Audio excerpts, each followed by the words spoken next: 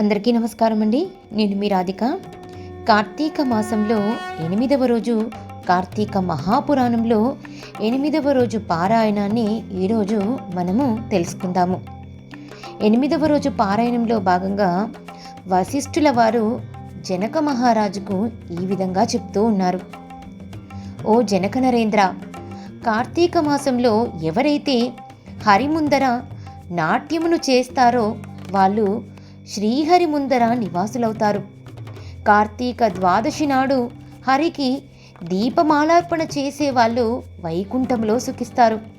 కార్తీక మాస శుక్లపక్ష సాయంకాలాలందు విష్ణువుని అర్చించే వాళ్ళు స్వర్గానికి నాయకులవుతారు. ఈ నెల రోజులు కూడా నియమముగా విష్ణువాలయానికి వెళ్ళి దైవ దర్శనమును చేసుకునే వాళ్ళు సాలోక్య మోక్షాన్ని పొందుతారు. అలా గుడికి వెళ్ళేటప్పుడు వాళ్ళు వేసే ఒక్కొక్క అడుగుకు ఒక్కొక్క అశ్వమేధ యజ్ఞ ఫలాన్ని పొందుతారు. కార్తీక మాసంలో అసలు విష్ణుమూర్తి గుడికి వెళ్ళని వాళ్ళు ఖచ్చితంగా రౌరవ నరకానికో కాలసూత్ర నరకానికో వెళతారు. కార్తీక శుద్ధ ద్వాదశి నాడు చేసే ప్రతి సత్కర్మ అక్షయ పుణ్యాన్ని, ప్రతి దుష్కర్మ అక్షయ పాపాన్ని కలిగించుతాయి. శుక్ల ద్వాదశి నాడు విప్రసహితుడై భక్తియుతుడై గంధ పుష్పాక్షత దీప ధూపాజ్య భక్ష నివేదనలతో విష్ణువుని పూజించే వారి పుణ్యానికి మితి అనేది లేదు. కార్తీక శుద్ధ ద్వాదశి నాడు శివాలయంలో కానీ విష్ణువాలయంలో కానీ 1,00,000 దీపాలను వెలిగించి సమర్పించిన వాళ్ళు విమానారూఢులై దేవతల చేత పొగడబడుతూ విష్ణులోకాన్ని చేరి సుఖిస్తారు. అంటే పుష్పక విమానాన్ని అధిరోహించి దేవతల చేత పొగడబడుతూ విష్ణులోకానికి చేరుకుంటారు అని చెప్తూ ఉన్నారు. కార్తీకము నెల్లాళ్ళు దీపమును పెట్టలేని వాళ్ళు కనీసం శుద్ధ ద్వాదశి, చతుర్దశి, పూర్ణిమ ఈ 3 రోజులైనా తప్పనిసరిగా దీపమును పెట్టాలి. ఆవు నుండి పాలు పితికేందుకు పట్టేటంత సమయమైనా దైవ సన్నిధిలో దీపమును వెలిగించిన వాళ్ళు పుణ్యాత్ములే అవుతారు. ఇతరులు పెట్టిన దీపాన్ని ప్రకాశింపచేసిన వాళ్ళ పాపాలు ఆ దీపాగ్నిలోనే కాలిపోతాయి. ఇతరులు ఉంచిన దీపము ఆరిపోయినట్లయితే దానిని పునః వెలిగించేవాడు ఘనమైన పాపాల నుండి తరించి పడతాడు. ఇందుకు ఉదాహరణగా నీకు ఒక కథ చెబుతాను విను అంటూ ఇలా చెప్తూ ఉన్నారు. సరస్వతీ నదీ తీరంలో చాలా కాలం క్రితము పూజా పునస్కారాలు లేక శిథిలమైపోయినటువంటి ఒక విష్ణువు ఆలయము ఉండేది. కార్తీక స్నానార్థమై సరస్వతీ నదికి వచ్చిన ఒక యతి ఆ గుడిని చూచి తన తపోధ్యానాలకు గాను ఆ ఏకాంత ప్రదేశము అనువుగా ఉంటుందని భావించి ఆ గుడిని చక్కగా తుడిచాడు, నీళ్లు చల్లాడు. చేరువ గ్రామానికి వెళ్ళి పత్తి, నూనె, 12 ప్రమిదలు తెచ్చి దీపాలను వెలిగించి నారాయణార్పణమస్తు అని అనుకుని తనలో తాను ధ్యానంను చేసుకోసాగాడు. ఈ యతి ప్రతిరోజు ఇలా చేస్తూ ఉండగా కార్తీక శుద్ధ ద్వాదశి నాటి రాత్రి బయట ఎక్కడా కూడాను ఆహారము దొరకకపోవడం వలన ఆకలితో తన కడుపులోనే ఎలుకలు పరిగెడుతున్న ఒక ఎలుక ఆ గుడిలోనికి వచ్చి తన ఆహార అన్వేషణలో విష్ణు విగ్రహానికి ప్రదక్షిణముగా తిరిగి మెల్లగా దీపాల దగ్గరకు చేరింది. అప్పటికే ఒక ప్రమిదలో నూనె అయిపోవడం వలన ఆరిపోయిన వత్తి మాత్రమే ఉంది. తడిగా ఉన్న ఆ వత్తి నుండి వచ్చే నూనె వాసనకు భ్రమసిన ఎలుక అదేదో ఆహారముగా భావించి ఆ వత్తిని నోట కరుచుకొని పక్కనే వెలుగుతూ ఉన్న మరో దీపం వద్దకు వెళ్ళి పరిశీలించబోయింది. అంటే ఆ వత్తిని నోటితో పట్టుకొని అదేంటో చూద్దామని చెప్పేసి పక్కనున్న దీపం వెలుగు దగ్గరికి వెళ్ళిందనమాట. ఆ పరిశీలనలో అప్పటికే నూనెతో బాగా తడిసి ఉన్న ఆ ఆరిపోయిన వత్తి కొన, వెలుగుతూ ఉన్న వత్తి 2 కూడాను అగ్ని సంపర్కమై ఉండటంతో ఎలుక దానిని వదిలివేసింది. అది కాస్త వెళ్ళి ఆ ప్రమిదిలో పడి ఆ 2 వత్తులు కూడా చక్కగా వెలగసాగాయి. రాజా, కార్తీక శుద్ధ ద్వాదశి నాడు విష్ణు సన్నిధిలో ఒక యతీంద్రుడు పెట్టిన దీపము ఆరిపోగా అదే విధముగా ఎలుక వలన పునః ప్రజ్వలితమై తన పూర్వపుణ్యవశాన ఆ మూషికము ఆ రాత్రి ఆ గుడిలోనే విగతదేహి అయి దివ్యమైన పురుష శరీరాన్ని పొందడం జరిగింది. అంటే తెలియకుండానే ఆ ఎలుక ఏం చేసింది, విష్ణు సన్నిధిలో దీపారాధన చేసింది. ఆ దీపారాధన చేయడం వలన ఏమైంది, తన పూర్వపుణ్యవశాన ఆ మూషిక రూపాన్ని కూడాను పోగొట్టుకున్నదయ్యి దివ్యమైన పురుష శరీరాన్ని, పురుష రూపాన్ని పొందింది. అప్పుడే ధ్యానంలో నుండి లేచిన ఆ యతి ఆ పూర్వ పురుషుణ్ణి చూసి, ఎవరు నువ్వు, ఇక్కడికి ఎందుకు వచ్చావు అని అడగడంతో ఆ అద్భుత పురుషుడు, ఓ యతీంద్ర, నేనొక ఎలుకను, కేవలం గడ్డిపరకల వంటి ఆహారంతో జీవించేవాడిని. అటువంటి నాకిప్పుడు దుర్లభమైన మోక్షము ఏ పుణ్యము వలన వచ్చినదో తెలియడం లేదు. పూర్వజన్మలో నేనెవరిని, ఏ పాపము వల్ల ఇలా ఎలుకనయ్యాను, ఏ పుణ్యము వలన ఈ దివ్యదేహంను పొందాను. తపస్సంపన్నుడివైన నువ్వే నన్ను సమాధానపరచగలవాడివి, నా యందు దయగలవాడవే వివరించు, నేను నీ శిష్యుణ్ణి అని అంజలి ఘటించి ప్రార్థించాడు. అంటే 2 చేతులు జోడించి నమస్కరించాడు. తక్షణమే ఆ యతి తన జ్ఞాన నేత్రంతో సర్వాన్ని దర్శించి ఇలా చెప్పాడు, నాయనా, పూర్వము నువ్వు జైమినీ గోత్ర సంజాతుడవైన బాహ్లీకుడు అని బ్రాహ్మణుడవు.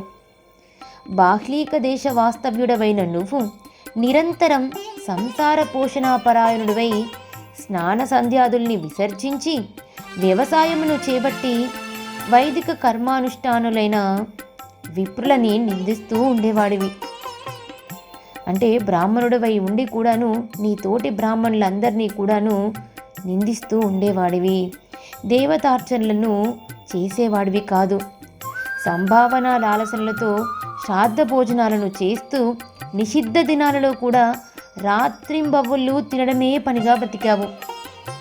చివరకు కాకబలులు, పిశాచబలులను కూడా భుజిస్తూ వేద మార్గాన్ని తప్పి ప్రవర్తించావు. అందగత్తె అయిన నీ భార్య కందిపోకుండా ఇంటి పనులలో సహాయార్థము ఒక దాసీదానిని పెట్టావు. బుద్ధి వక్రించిన వాడివై నిత్యం ఆ దాసీదానిని తాకుతూ దానితో మాట్లాడుతూ హాస్యాలాడుతూ నీ పిల్లలకు దాని చేతనే భోజనాదులు పెట్టిస్తూ నువ్వు కూడా ఆ దాసీది వండినటువంటి కూటినే తింటూ అత్యంత హీనంగా ప్రవర్తించావు. నీకంటే దిగువ వారికి పాలు, పెరుగు, మజ్జిగ, నెయ్యి అమ్ముకుంటూ సొమ్ములు కూడబెట్టావు. అంతేకాదు, ధనలుబ్ధుడవై నీ కూతురిని కూడా కొంత ద్రవ్యానికి ఎవరికో అమ్మివేశావు. ఆ విధంగా కూడబెట్టినదంతా భూమిలో దాచిపెట్టి అర్ధాంతరంగా మరణించావు. ఆయా పాపాల కారణంగా నరకాన్ని అనుభవించి పునః ఎలుకవై పుట్టి ఈ జీర్ణ దేవాలయంలో ఉంటూ బాటసారులు దైవపరముగా సమర్పించిన దేవద్రవ్యాన్ని అపహరిస్తూ బ్రతికావు.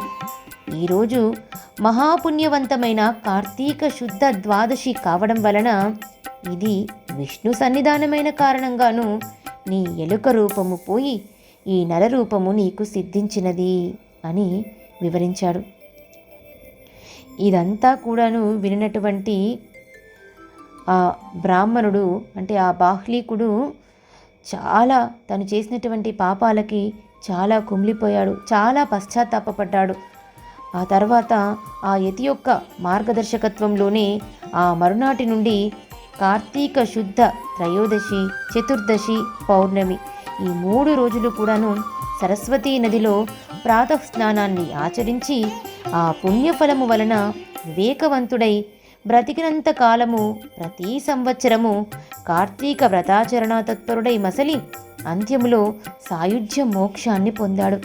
కాబట్టి కార్తీక శుద్ధ ద్వాదశి నాడు భగవత్పారాయణుడై స్నాన, దాన, పూజ, దీపమాలార్పణాదికములను ఆచరించేవాడు శ్రీ మహావిష్ణువుకు అత్యంత ప్రీతిపాత్రుడు, పాప విముక్తుడును అయి సాయుధ్య పదాన్ని పొందుతాడు అనడంలో ఎలాంటి సందేహము లేదు. కాబట్టి రాజా, నా మాటని విశ్వసించి నీవు కార్తీక శుద్ధ ద్వాదశి నాడు స్నాన దానాదులను, దీపధూపాలను, దానములను అన్నింటినీ కూడాను నిర్వర్తించు అని వశిష్ఠుల వారు జనక మహారాజుకు వివరించారు.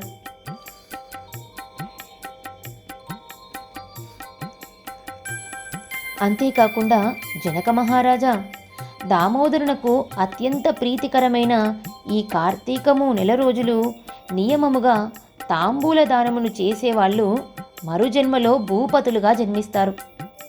ఈ నెలలో పాడ్యమి మొదలుకొని రోజుకొక్క దీపము చొప్పున విష్ణు సన్నిధిన వెలిగించే వాళ్ళు వైకుంఠగాములవుతారు. సంతాన వాంఛితుడు కార్తీక పౌర్ణమి నాడు తన వాంఛా సంకల్ప పూర్వకంగా సూర్యుడిని ఉద్దేశించి స్నాన దానాలను చేయడం వలన సంతానవంతులవుతారు. అంటే ఎవరైతే సంతానం కావాలి అని కోరుకుంటారో వారు కార్తీక పౌర్ణమి రోజు ఉదయమే సూర్యుణ్ణి ఉద్దేశించి ఆ రోజు తనకు సంతానం కావాలి అని సంకల్పించుకుని సూర్యుణ్ణి ఉద్దేశించి స్నాన దానాలను చేయడం వలన సంతానం పొందుతారు. విష్ణు సన్నిధిని కొబ్బరికాయను, దక్షిణ తాంబూలాలతో సహా దానమిచ్చిన వాళ్ళకి వ్యాధులు రావు, దుర్మరణాలు కానీ సంతాన విచ్ఛేదాలు కానీ ఏవీ జరగవు. పూర్ణిమ నాడు విష్ణు సన్నిధిన స్తంభదీప ప్రజ్వలనం వలన వైకుంఠ పతిత్వం సిద్ధిస్తుంది. రాతితో కానీ కొయ్యతో కానీ స్తంభం చేయించి దానిని విష్ణువాలయమునకు ముందు పాతి ఆ మీదట శాలిధాన్యమును, వీహిరి ధాన్యమును, నువ్వులను పోసి దానిపై నేతితో దీపము పెట్టిన వాళ్ళు హరిప్రియులవుతారు. ఈ స్తంభదీపాన్ని చూసినంత మాత్రం చేతనే సమస్త పాపాలు నశించిపోతాయి. ఈ దీపమును పెట్టిన వాళ్ళకి వైకుంఠపతిత్వము తప్పక సిద్ధిస్తుంది. ఇక దీపాన్ని దానం చేయడం వల్ల కలిగే పుణ్యాన్ని వర్ణించడం నా వల్లనయ్యే పని కాదు. ఈ స్తంభదీప మహిమకు ఉదాహరణగా నీకు ఒక కథ చెబుతాను, వింటూ ఉండు అని చెప్పేసి ఇలా వశిష్ఠుల వారు జనక మహారాజుకు కథను చెప్పడం ఆరంభించారు.